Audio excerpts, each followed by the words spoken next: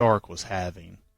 Plus, the fact that, they would be shooting scenes, and then a fucking sailboat would come by, and then they'd have to wait, or they would be shooting a scene, and the sun changes.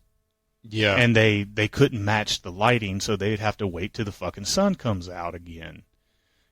Just, these are little things that you don't think about, but these are things that go into making movies. Yeah. So... And Spielberg was definitely thorough and anal about it. Oh, yeah. He wanted it to be pretty perfect. I mean, as perfect as you can. This was only like his second or third movie, so this was kind of like a, make or break type of deal, or at least he thought it was. But getting back to the mechanical shark, did you know that motherfucker weighed more than a ton? Yeah, I actually looked this up, which I can't fucking believe, dude. Yeah, the mechanical that is shark fucking insane. Weighed a ton. It was used by a crane to be lowered in and pulled out of the water. And when you hear Quinn say it's a 25-foot shark, the mechanical shark was legitimately 25 feet long. So... Oh, no. See, I didn't know that part. Yeah, it was... So it was legitimately 25 feet long. It weighed a ton, and it was 25 feet long, so... Oh, okie dokie. Well, Jaws' ending was actually supposed to have a nod to Moby Dick. The original ending in the script had the shark dying of a harpoon injuries inflicted by Quinn and Brody as an homage to the Moby Dick, but Spielberg thought the movie needed a crowd-pleasing ending and came up with the exploding shark tank. Yeah, and the writer was totally against that. Peter Benchley, he was totally against that. He Really? wanted it. Yeah, he wanted it to be the ending to like his book. Yeah. But I think Steven Spielberg made the right decision because it's one of the most satisfying endings in movie history. So, sometimes you got to let artists do their things.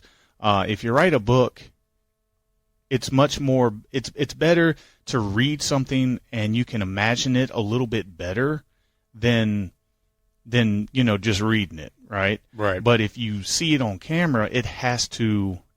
I'm showing you what happened. You don't have to imagine this.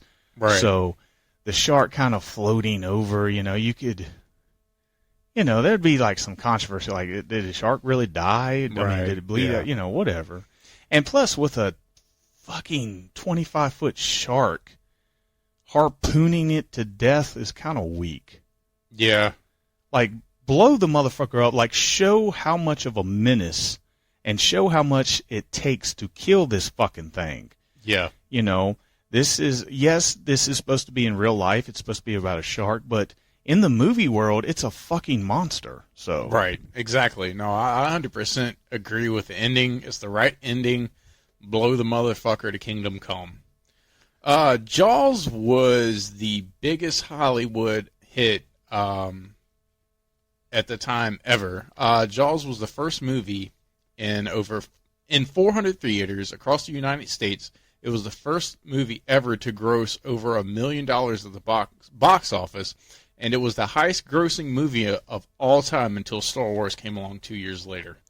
Yep, that is right. Star Wars came in at 77, but for the 2 years, Jaws set all type of records, and because of everything that you just mentioned, that is why it is known as the very first summer blockbuster movie in history. And now, every movie tries to do that. Every year, we have that big summer blockbuster. This year, we had the Bomb movie, we got the Barbie movie, so blah, blah, blah. They're trying to be the biggest summertime blockbuster. But ever since then, Terminator, fucking Jurassic Park, they all want to come out during the summertime and claim that summertime blockbuster. But here's some other stuff. Here's a two-parter for you. Richard Dreyfuss was not the first choice to play Hooper. As a matter of fact, Timothy Bottom Jeff Bridges and Jon Voight were all approached first to play Hooper. They all turned him down. That's how Richard Dreyfuss got the job. He was about the fourth pick to be Hooper. Also, Robert Shaw was about the third choice to play Quint. Lee Marvin, Sterling Hayden, both turned down the role, so they approached Robert Shaw, and he agreed to do the role. So that's how Richard Dreyfuss and Robert Shaw got their parts. It's pretty funny the way Roy Snyder got his part, because he was actually at a party in Hollywood, and Steven Spielberg was there, and he was telling everybody, you know, what he was working on next, and he's like, I'm going to do this shark picture, and I'm going to do this, and I'm going to do that. And Roy Snyder said, oh, that sounds cool. Can I play the role? He goes, yeah. Yeah, I read that. I was like, what? And that's how all three actors got the role. So, you know, Richard Dreyfuss was the fourth pick, Robert Shaw was the third pick, and Roy Snyder simply just asked. Which is so fucking funny. It's almost like fucking Dick Warlock in Halloween 2. Yeah. And you know, Roy Snyder at the time had just come off of, you know, a huge role in the movie The French Connection. Yeah. And Robert Shaw had been playing classic roles forever, you know, kind of like that classic, you know, drama/action star. And Richard Dreyfuss was, you know, he'd just come off of doing things like American Graffiti and things like that. So he was kind of doing those coming-of-age type of movies. Right. So, you know, that's why all three of these actors, even though they wasn't first choice, they were on the radar. You know what I mean? Yeah. So just because they wasn't first choice, you know, and if you go back and you look at some of the choices, I don't know who Timothy Bottom is. I probably do. I know who Jon Voight is. Yeah. Jon Voight is, he ended up, forgive me, I'm a horror fan. I know him from fucking Anaconda. He's the bad guy from Anaconda. That's right, yeah. He is the bad guy in Anaconda. And, of course, Jeff Bridges, he went on to do the King Kong remake in, like, 1977 and played the dude in the Big Lebowski. And, you know. I couldn't picture him in Jaws. I can't either. And I don't know who Sterling Hayden is, but I do know who Lee Marvin is. Lee Marvin, he played in the original Magnificent Seven. He's playing a bunch of roles. You see a picture of him, you know exactly who he is. He's got like white hair, and he kind of has that deep voice or whatever. But yeah, forgive us. We're more of a visual person. Like, I'm pretty sure if we like seen a picture of him, be like, oh yeah, I know him from X, Y, and Z. I'm not good with names. Sorry. But I do have a funny fact about Jaws. The studio originally wanted to train a fucking real shark for the film. Yeah. They originally which is fucking mind-blowing. But what they ended up doing, what they ended up settling with is during the underwater cage scene, that's actually real shark footage of a shark attacking a cage. Right. So they kind of settled. So there is real shark footage in the film. So they kind of settled with that. But there was a guy who plays in the movie. His name is Craig Kingsbury. I think I'm saying that right. He appears in the film as Ben Gardner, okay?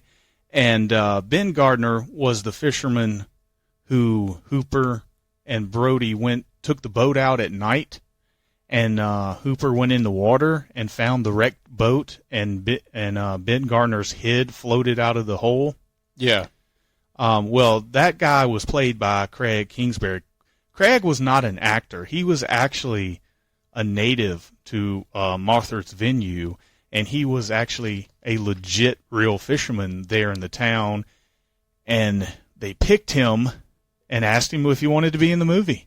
Yeah. So he's one of the Jaws' victims, but he's not an actor. He hadn't played in anything else, and he literally got the role because he could steer and drive a boat.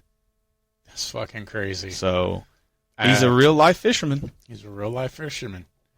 Excuse me. Sorry, ladies and gentlemen. Jaws was actually nominated for 4 Oscars, and it won 3 in the categories of Best Music, Sound, and Editing. It didn't win Best Picture, unfortunately. No, it did not. Did you write down who did? I forgot to write down who did. Well, of course, this movie was made at the end of 74, going into 75. The movie came out in 75, so the movie was nominated for the 1976 Academy Awards. Oh, okay. So all the movies that were nominated came out in 75. That's how they work. Okay, if you watch an award show in 2023, it's going to be for movies that came out in 2022. Gotcha. So the other movie that came out in 1975 that won Best Picture over this was One Flew Over the Cuckoo's Nest. Amazing film. Yeah. Amazing film. That's what beat it. And that's crazy. You know, here's another one.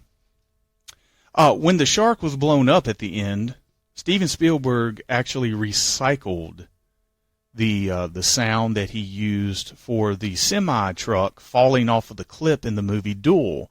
So if you go back and you watch the ending of Duel and the semi-truck is falling off, it makes kind of like this roaring sound to make it more dramatic.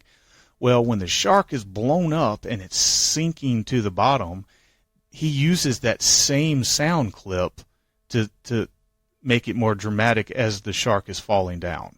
I did not know that. That's fucking awesome. Yeah. So this is one of those little tricks where, you know, actors and directors can use something that they've already done. But make it their own.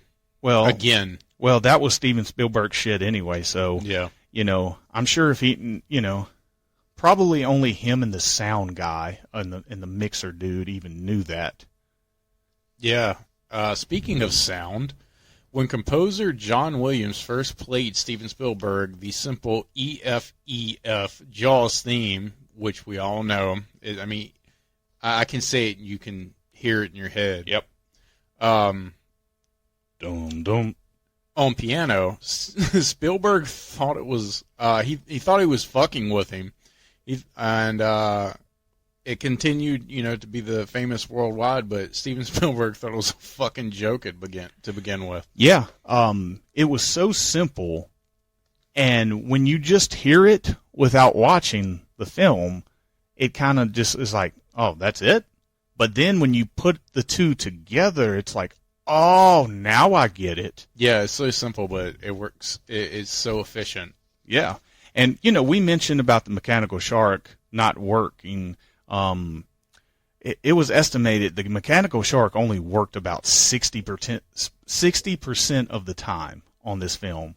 So that's another fact for you. If you want to know why it took so long to film this, the goddamn shark would never work. No. Like I said, you know, only worked about 60% of the time. And honestly, I think that's being generous. It was probably more like 50 to 40% of the time, you know. Yeah, 40, 30. You have to get your shit in really quick and go on to the next shit, or Bruce would be fucking eating a ham sandwich laying down somewhere. Yeah. Oh, man. So, the Jaws score was actually recorded in March of 1975 with a 73-piece orchestra. Yeah. It, shit. I mean, shit. I'm just saying, I mean, it's one of the best, like, if you don't know any classical music, you kind of do if you know Jaws. Right. Because Jaws is a part of, I mean, most scores that they use for movies are classical music. They really are. They're in the style of classical music.